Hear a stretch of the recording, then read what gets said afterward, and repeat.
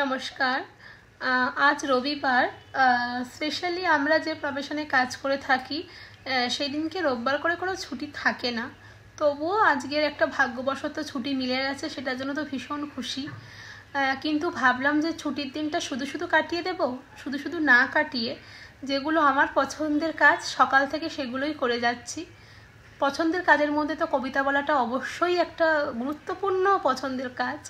তাই ভাবলাম আজ ছোট্ট করে একটা আবৃত্তি আপনাদের জন্য পরিবেশন করি। কেমন লাগলো অবশ্যই কিন্তু কমেন্ট করে জানাতে ভুলবেন না। আজ আবৃত্তি করছি আরণ্যক পশুর। মনে থাকবে পরের জন্মে বয়স যখন 16ই সঠিক, আমরা তখন প্রেমে পড়ব।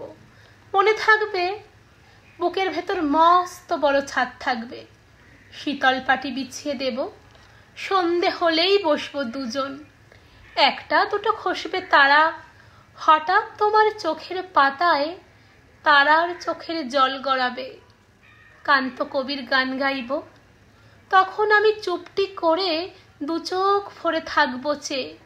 মনে থাকবে এই জন্মের দূরত্বটা পরের জন্মে চুকিয়ে দেব।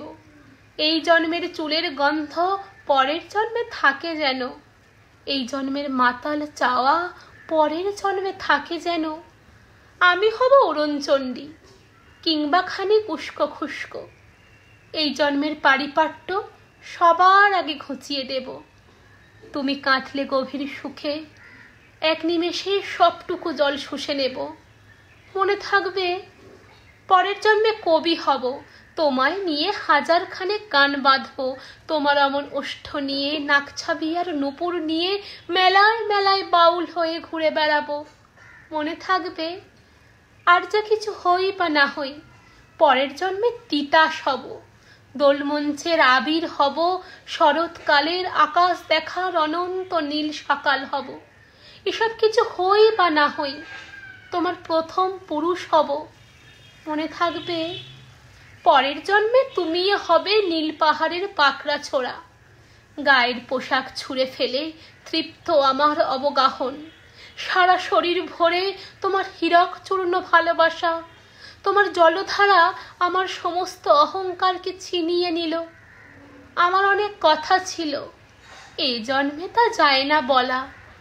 বুকে অনেক শব্দ ছিল, সাজিয়ে গুছিয়ে তবুও ঠিক কাব্য করে বলা গেল না। এ জন্ম তো কেটেই গেল অসম্ভবের অসঙ্গতে। পরের জন্মে মানুষ হব, তোমার ভালোবাসা পেলে মানুষ হবই, মিলিয়ে নিও। পরের জন্মে তোমায় নিয়ে বলতে ভীষণ লজ্জা করছে, ভীষণ ভীষণ লজ্জা করছে। তোমায় নিয়ে পরের জন্মে। মনে থাকবে। নমস্কার। আবৃত্তিটা কেমন লাগলো অবশ্যই কিন্তু কমেন্ট করে জানাতে ভুলবেন না।